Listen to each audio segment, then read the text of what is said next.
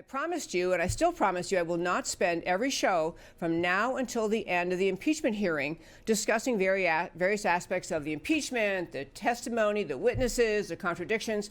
I do want to hit 2 points today in this top 5, or maybe 3. One is that Congressman Jim Jordan made the point as this impeachment hearing rolls on in Washington that really nothing has changed since the beginning of the impeachment hearing. We have a call transcript where there's no discussion of any linking of aid to the investigation.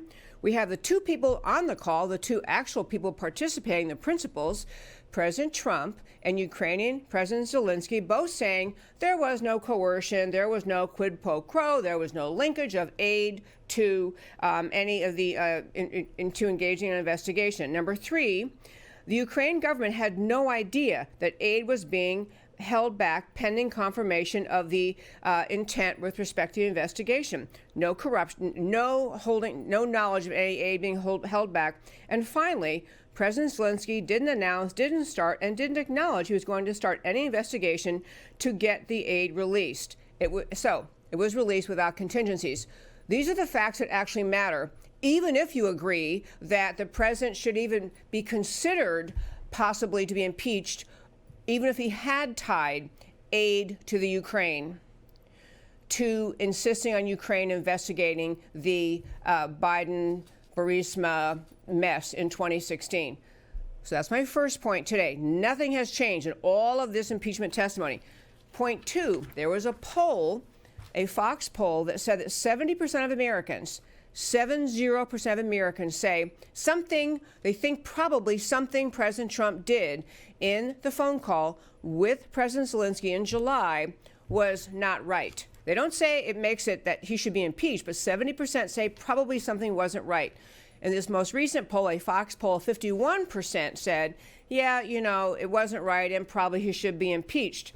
But there's still a quarter of America who see no fault at all. You can break down more and more, but I want to tie that number, 70% of Americans saying that probably President Trump did something wrong, to the fact that no one, statistically speaking, is watching the impeachment proceedings. No one.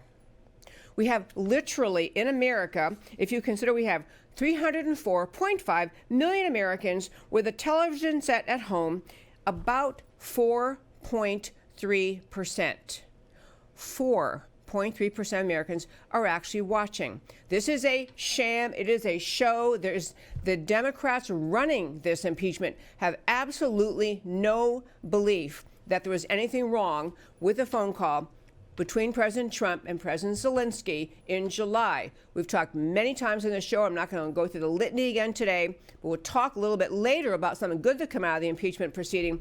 But this is an ongoing coup against the president, the people who wanted to remove him using the Trump-Russia collusion mess, and then wanted to find obstruction, and then wanted to talk about the emoluments clause, and then wanted to talk about whether the president should or should not have paid off a pole dancer who was threatening him. All of those efforts that the Democrats launched off into to try to find a reason to remove the president. We're now at this impeachment involving the Ukraine, the conversation between Zelensky of the Ukraine and President Trump. I talked the other day, and I'm going to go back to it a little later in the show, that much of what is at the root of the Democrats' determination to remove this president has to do with how much of what the president will uncover as he was pushing, if he did, as he was encouraged, he did encourage the Ukrainians to look into 2016, figure out all this Biden-Burisma mess and other things. As we talked about yesterday in the show, what has come to light is that the State Department has actually been funding Soros-sourced NGOs, non-governmental organizations in the Ukraine, pushing those organizations. So your tax dollars going to the State Department, going over to and funneled through our embassy in the Ukraine to support NGOs that Soros has funded, the NGO's entire purpose being to agitate the population, agitate the base. And this is really what the Democrats are very, very, very worried about having the American public come to understand, all the nefarious ways in which our State Department money was being misused by people with a most un-American agenda inside the State Department.